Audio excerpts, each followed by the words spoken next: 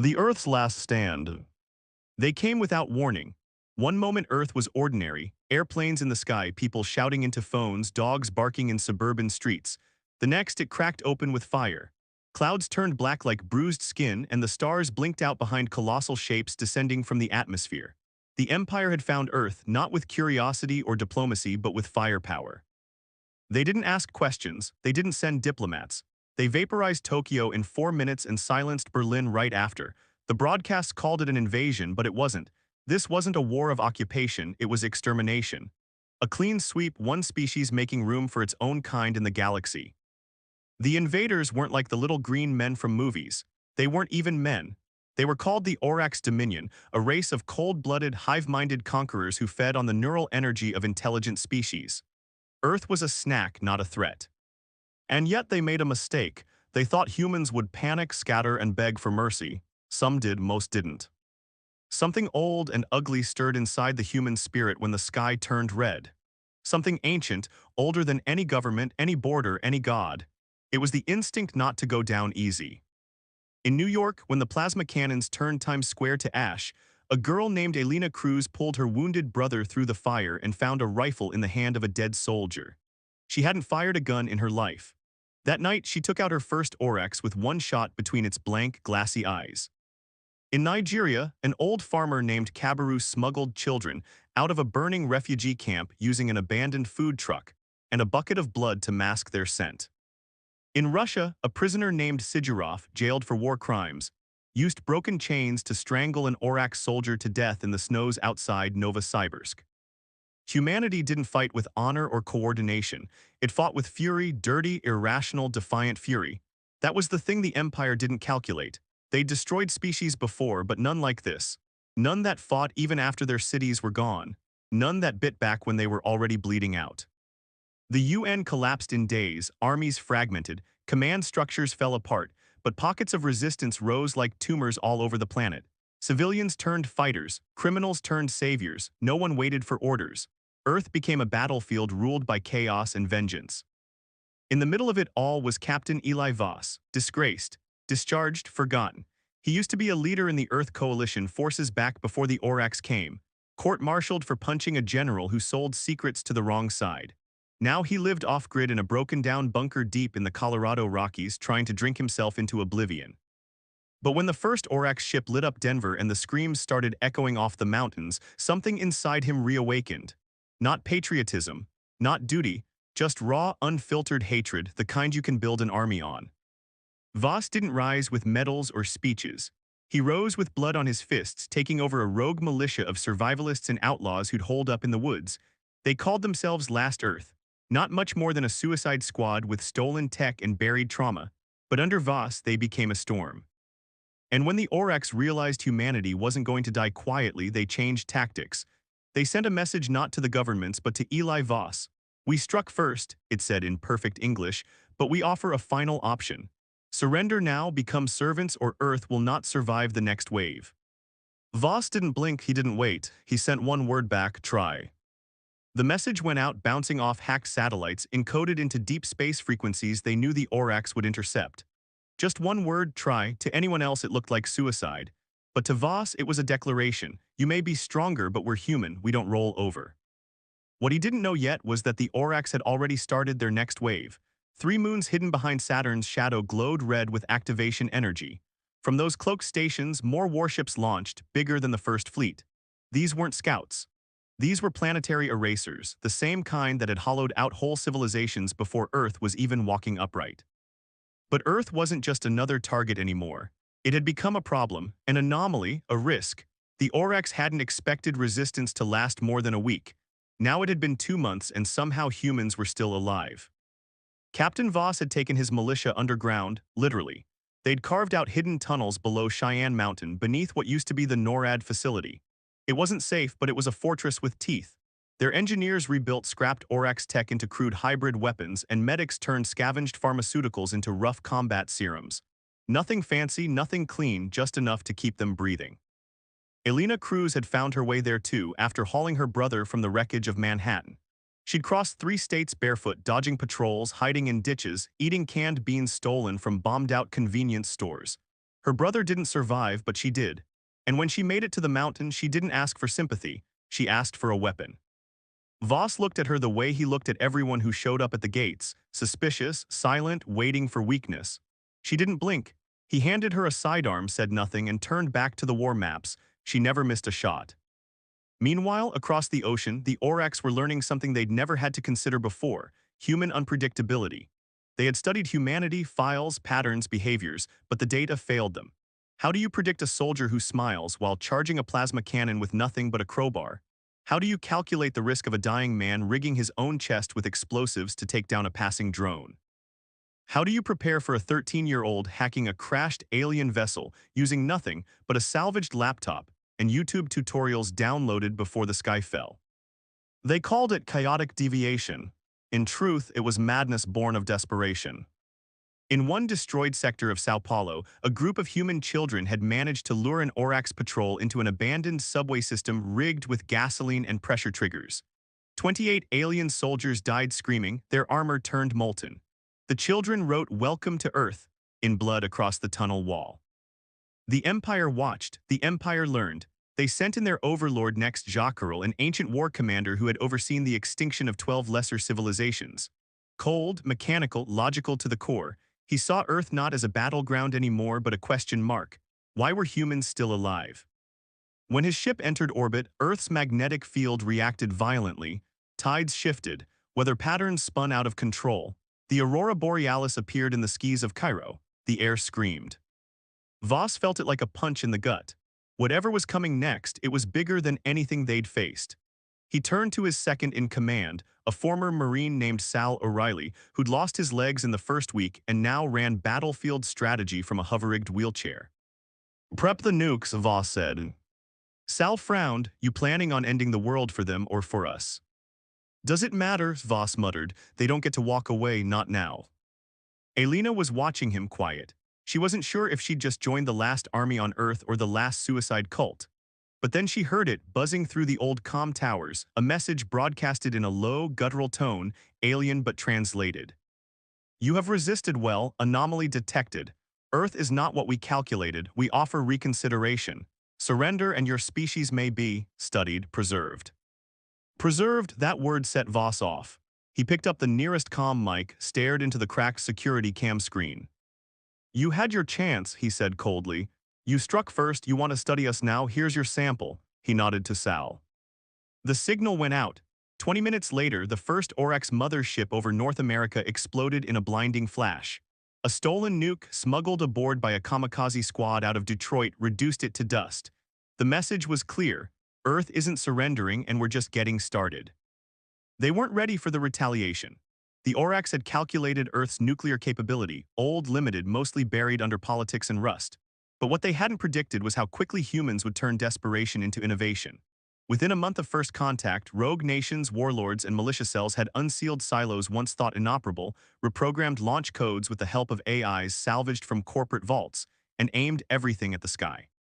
That first mothership was only the beginning. 3 more burned within the next 72 hours. One detonated mid-descent over the Indian Ocean, its wreckage blackening the water for miles. Another was lured into the Himalayas and brought down by a fusion of outdated surface-to-air missiles and repurposed mining lasers. The third, detonated in low orbit by a suicide shuttle loaded with stolen warheads, blotted out the sun over Europe for 2 days. The Aurochs were starting to bleed, but Earth was bleeding worse. Half the population was gone. Major cities were rubble, poisoned, or crawling with parasites left behind by the retreating Aurochs forces. The sky never returned to its proper color. Ash and static floated in the air like a disease. Food was a memory. Water was rationed. Every child was born into a world where the stars weren't dreams anymore, they were threats.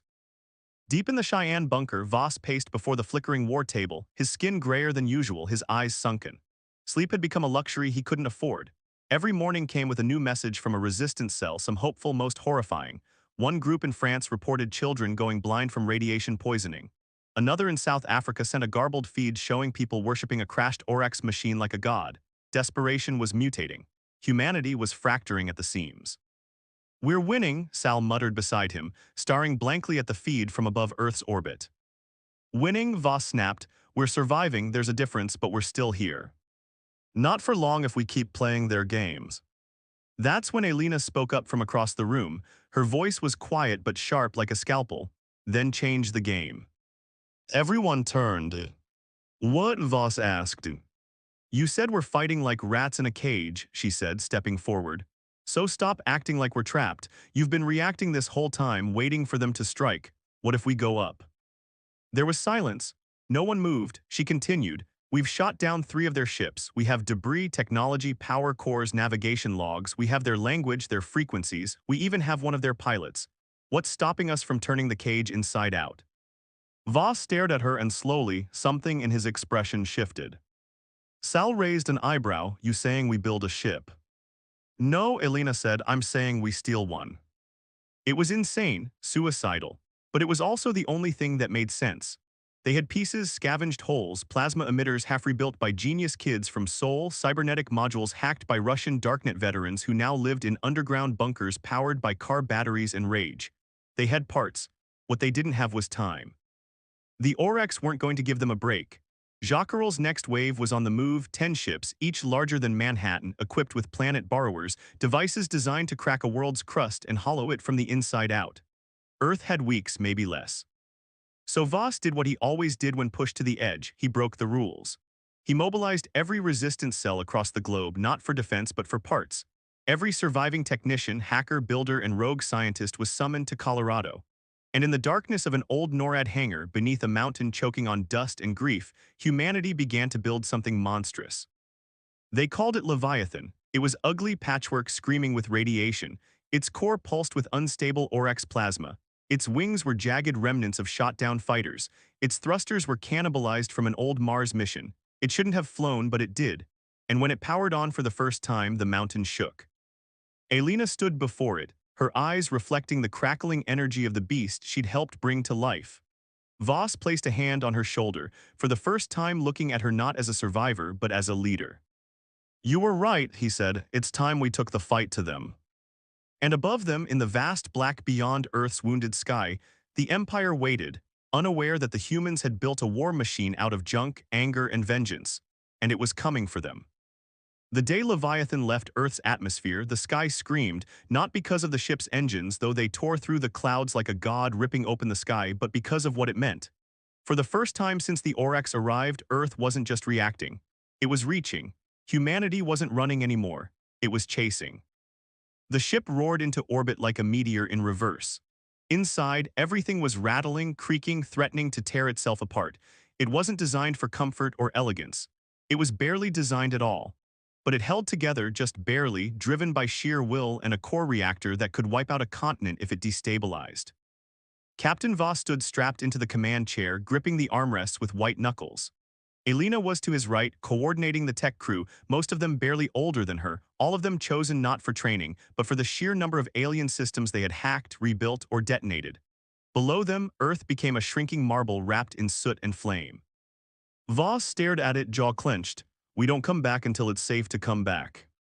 They were heading to one of the Orex refueling stations, the smallest one still orbiting Neptune's shadow, where the Dominion warships would dock to recharge before entering Earth's orbit. Their plan: hijack the base, upload a virus, jam every transmission between the command fleet and their AI logistics chain, paralyze the Dominion long enough to create chaos. It was insane, but that's what humans had become. The closer they got to the station, the more bizarre the space around them became. Orex territory distorted gravity. Soundless electrical storms crawled across the void like spiders. Even time itself felt wrong, seconds stretched, twisted. The ship's clocks drifted out of sync. One of the crewmen bled from the nose and passed out. They tied him to a bulkhead and moved on. Elena sat at the terminal, trying to decrypt the Orex docking frequency. These signals, they're not linear, she muttered. They're alive. What do you mean alive? Voss asked. I mean they adapt. Every time I crack one pattern, it changes like it knows. Then beat it faster. She didn't respond. Her fingers were already dancing across the keys, rerouting through Earthside servers still online, looping signals through abandoned AI cores, trying to stay ahead of a code that wasn't just advanced, it was hunting her back. Then something pinged. The station was in view, a pale black ring spinning in the darkness with teeth like a circular saw and tendrils of glowing blue energy curling off its sides. It didn't look like a base. It looked like a mouth. Weapons online, Voss barked. Only one cannon functioning, Sal O'Reilly's voice crackled from the lower deck, and it overheats after 2 shots. That's one more than we had yesterday. The closer they got, the more the ship groaned. It was like Leviathan itself wanted to turn back. Systems blinked red, oxygen levels dropped, heat shields fluctuated. The stolen alien power core screamed with instability. Distance to target 6,000 km, Elena whispered. Then the Orax noticed. Energy spikes lit up across the station. It had no visible guns, Orax tech never did, but strange tendrils of light began reaching toward Leviathan like it was being scanned, dissected, judged. A voice echoed inside their heads, not over speakers, not in any language. It entered them, curious construct, unrecognized aggression, stand down, return to primitive orbit, you will be preserved. Voss spat onto the deck. We've heard that line before. He turned to Elena. Light them up. The single plasma cannon charged, screeched, and fired. A beam of white-hot energy lanced through the void and struck the station's outer ring. It didn't explode. It didn't even react. Instead, the beam was absorbed, swallowed. Did it eat the shot? Sal gasped. Elena froze. Voss were in trouble, big trouble. Suddenly the station grew. Its outer shell unfolded like some kind of flower, revealing that it wasn't just a station. It was alive, a biomechanic creature engineered to masquerade as infrastructure. Its tendrils weren't tools, they were limbs. Get us out of here, someone screamed. Too late. The tendrils whipped forward and wrapped around Leviathan, dragging the ship toward its spinning core like prey toward a waiting mouth. Alana gritted her teeth and slammed her fists on the terminal. I need 30 seconds to upload the virus. You've got 15, Voss growled. The ship shook violently, sparks rained down, half the monitors died. The pilot slumped in his seat, blood trickling from his ears. Voss stood, unstrapped himself, and limped toward the fusion core. Get her the time, I'll buy it. Don't you dare, Alana shouted. He didn't listen. He tore the emergency override from the wall, exposing the unstable Urix core glowing like a miniature sun. He cranked the Falsuf dial to maximum. The core surged. Thus, that'll blow us all. It'll blow us, he said, or them. The ship pulsed with power. Alana screamed at the code, fingers flying, the virus inches from completion. Then, upload complete. Voss hit the manual trigger. A surge of corrupted code burst out of Leviathan like a shock wave. It slammed into the station's systems, disrupting neural connections, sending feedback loops through the living metal. The creature shuddered, screeched. Its grip loosened.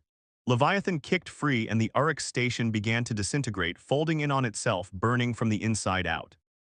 Alana collapsed. Voss fell beside her, coughing, burned but alive, for now, but the message was sent. The virus was in their network, and in the heart of the Dominion's communication system, something began to break. In the silence that followed the explosion, there was no victory, just static. Leviathan drifted, systems flickered, fires hissed from broken vents, half the crew was unconscious or worse. The fusion core had stabilized barely, but Voss lay on the floor beside it, his arms scorched and lips cracked from the blast wave. Alana crawled to him, fingers trembling as she checked his pulse. It was there, weak but there.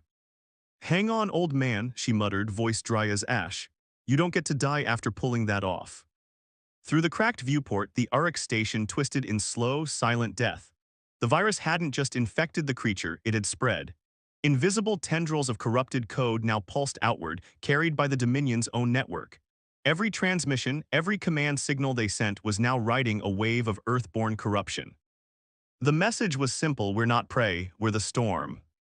But that wasn't the end, that was the warning. Far across the stars, on a moon cloaked in obsidian mist, High Commander Juckard stood before a writhing map of his dominion. Thousands of systems, billions of subjugated species, his empire etched into the fabric of the cosmos. Until now. He stared at the corrupted feed, the station's last moments playing back in fragmented bursts. The human ship, the strange energy pulse, the station's scream as it died. An aide approached, voice quivering. The signal has reached over 32% of our fleet. Some ships are non-responsive. Others report hallucinations in the command AI. A few have gone dark entirely. Juckard didn't blink, his face, cold and angular, cracked only slightly at the edges, a twitch barely perceptible. But it was there, fear. Bring me the null priests, he ordered, and deploy the vanguard. Earth dies now. Back aboard Leviathan, Aluna's fingers danced through the hollow projections, checking the virus's progress. The code was doing more than she hoped. It was evolving. Every URIC system it touched, it learned from, rewrote, bent their intelligence into knots of contradiction and panic. They thought their minds were perfect, she whispered. Turns out a little chaos is all it takes. Behind her, Vus stirred, groaned. You alive? She asked. Barely, he sat up slowly. Did it work? Oh, it worked. You melted a living station and set half their damn fleet on fire.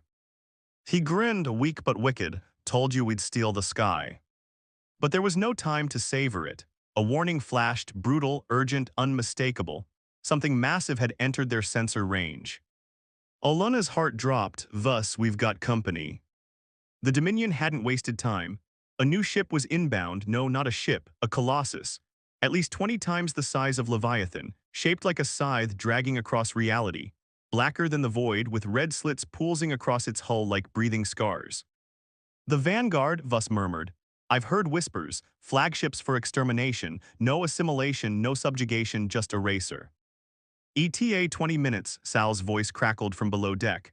Hulls barely holding, weapons are toast, if we get hit once we're stardust. Vus pushed himself upright, then we don't let them fire. What, we bored them? Aluna blinked. You've lost your mind. No, he said, I found it. They think they know humans, they think we fear death, but death's been chasing us since the first club hit the first skull. We don't fear it, we use it. He limped to the nav panel, plot a direct course, we hit them head on. That's suicide. No, he said, it's a message. Aluna hesitated, but then she saw it, that same look in his eyes from the night Earth fell, the look that said, if we're going down, we're taking hell with us. So she nodded. They angled Leviathan toward the incoming Vanguard, and every crew member left alive strapped in, knowing what this meant. Back on Earth, the virus continued to spread. Back in the Dominion, systems collapsed, AIs short-circuited, and lower-caste species whispered of rebellion. The Empire had cracked, and now a single human war machine, stitched together from scrap and desperation, flew toward their deadliest weapon with one goal: break the unbreakable. As Leviathan closed the distance, Vus gave his final command: open the bay doors. Aluna hit the switch. Below them, humanity's last secret unfolded, dozens of pods built from scavenged cryoc and fitted with fusion drills, loaded with explosives. Each one carrying a rebel, an outcast, or a fighter with nothing left to lose. Each one willing to die to make a point. They launched, a swarm of human fury streaking through the dark toward the Empire's greatest beast. The pods hit like thunder, dozens of them tore into the black hull of the Dominion Vanguard, puncturing its armor with brutal precision. Fusion drills screamed as they chewed through layers of living metal and synthetic bone. Explosions bloomed along the outer shell, blinding flashes against the void. Inside the monstrous vessel, alarms blared in a language meant to be heard through bone rather than ears. Organic lights pulsed in panic. The ship was alive, reacting like a wounded beast, shifting walls, sealing corridors, deploying defense drones that looked more like nightmares than machines. But the humans were already inside. From the pods came the damned, rebels, prisoners, ex-soldiers, people the world had discarded. Vus hadn't brought an army, he'd brought vengeance. Aluna was one of the first out, pulse rifle in hand, breath fogging inside her cracked helmet. The corridor they landed in was slick with a fleshy sheen, dimly lit by bioluminescent veins that pulsed like a heartbeat. She gagged at the stench. It smelled like copper and rotting meat. Whatever this ship was, it wasn't metal and wire, it was grown. Behind her, Sal O'Reilly came limping out, dragging a rail gun fashioned from stolen Urix tech. This place is a damn horror show. No time for awe, Aluna said, checking her tracker. Vus said hit the neural core, everything else is noise. The Dominion ship began its counterattack. Panels opened in the walls like gills, releasing vapor and shrieking drones with spindly limbs and rotating mouths. They didn't shoot bullets. They screamed sonic pulses meant to rupture brains, but the humans had been screaming inside for too long. Aluna dropped to a knee and fired. The pulse rifle howled, sending blue bolts through one of the drones. It crumpled into twitching parts. Sal lobbed a makeshift EMP grenade, knocking out half the corridor's lights and sending more drones crashing into the walls. All around the ship, other pods had breached. Small skirmishes turned into full-on war zones. Human teams moved like wolves, fast, precise, merciless. They didn't fight like an army, they fought like survivors. Inside the command center of the Vanguard, High Commander Juckard watched through its internal sensors. For the first time in centuries, he did not feel superior. He felt doubt. They are not logical, he hissed. They do not seek surrender, they are chaos incarnate. The null priests cloaked in black flame whispered in his mind. They carry death like fire. They cannot be reasoned with, only consumed. Jacquard bared his fangs, then consumed them. The ship's neural core began to pulse harder, generating gravitational shifts meant to crush intruders. The walls bent space, disorienting human senses. Some fighters vomited, fell, passed out. Others pressed on, dragging comrades by the arms. Aluna's team made it deeper. The walls grew darker, the light more intense, and then they saw it, the brain, not metaphorically. Literally. The Dominion neural core sat at the center of the ship, suspended in a vat of translucent fluid connected to the ship's entire structure through cables and tissue. It pulsed, oozing thoughts and orders in waves of psychic force. Around it, protective tendrils stirred, massive coils of living armor ready to strike. Aluna stared at it, then opened the satchel at her side. Inside were 24 canisters, nut bombs. Vus didn't bring us to win, she whispered to herself. He brought us to infect. She snapped the canisters into the panel around the brain. Each one lit up, pulsing blue, primed. The virus inside wasn't just data, it was encoded emotion. Memory, human trauma turned into corruption. Fear, loss, rage, packaged into a language only machines could understand, and fear, that's what the Dominion couldn't process. She slammed the final trigger just as one of the massive tendrils shot toward her. It didn't make it. The virus exploded inward into the mind of the ship, not a blast of fire but of thought.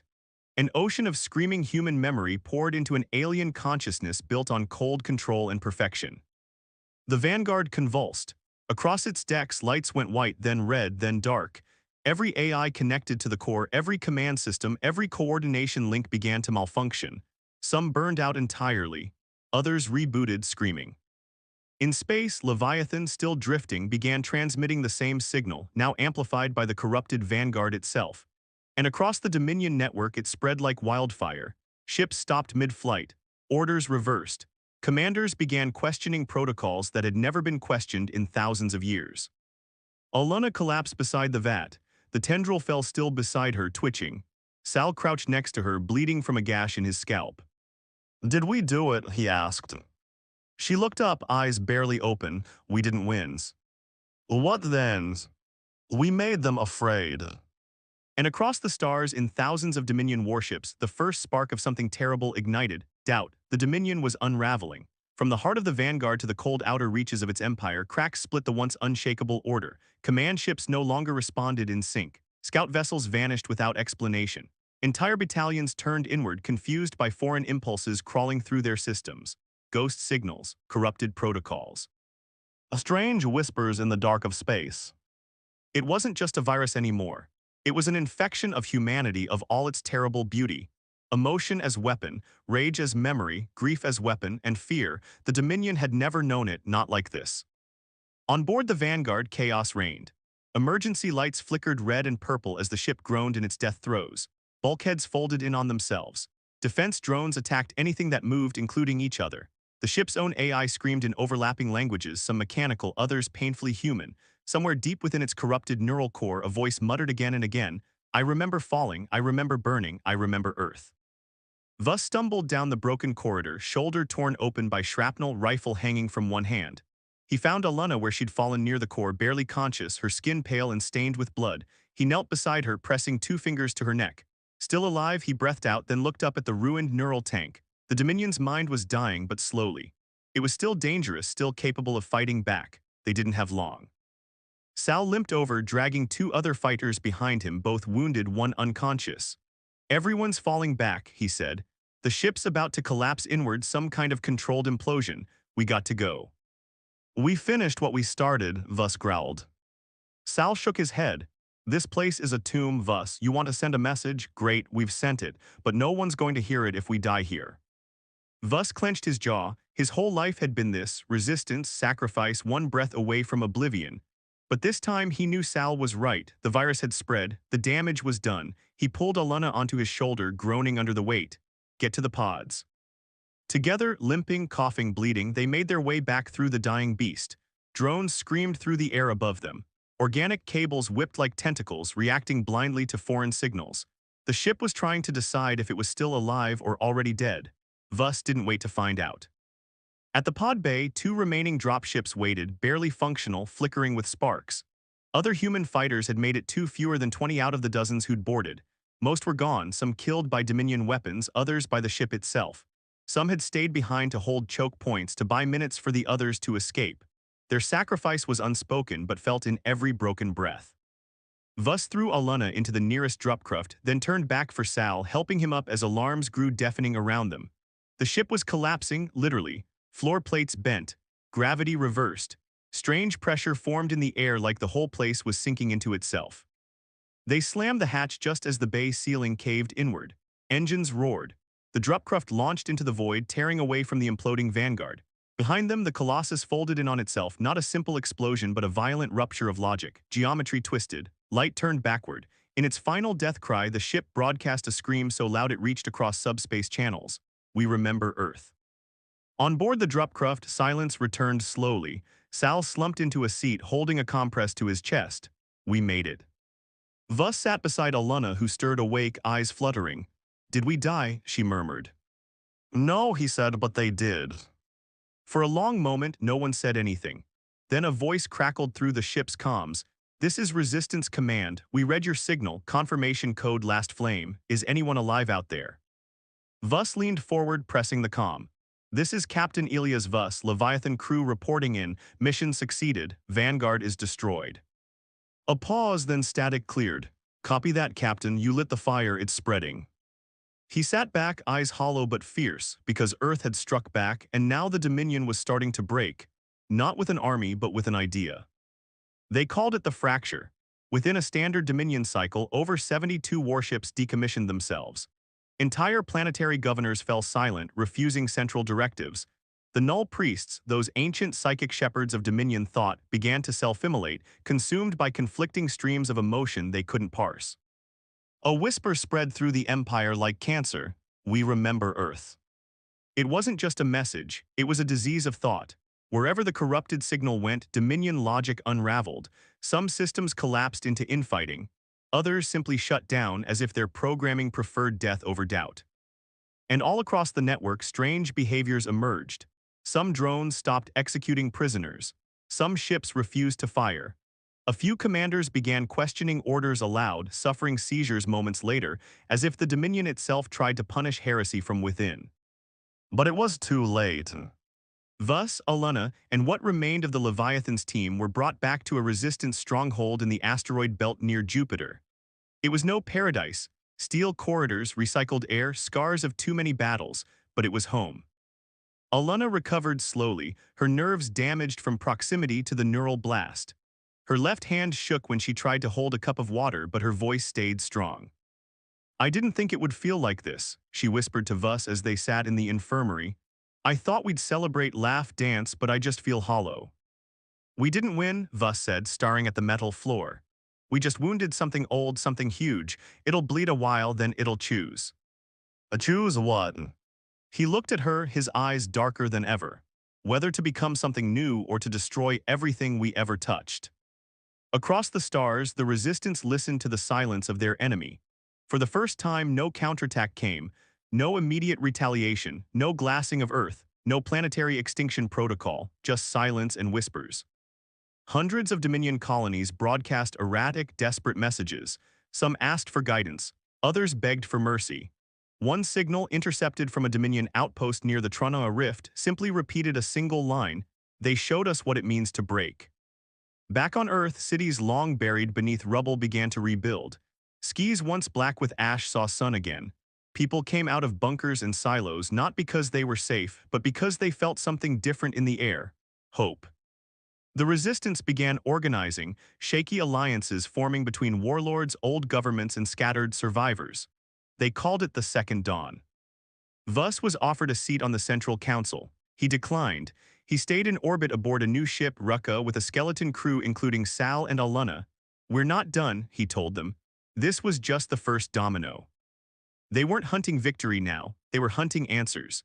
Where had the Dominion come from? What did they want beyond conquest? And most terrifying of all, what was waking up in the void now that their Dominion was breaking?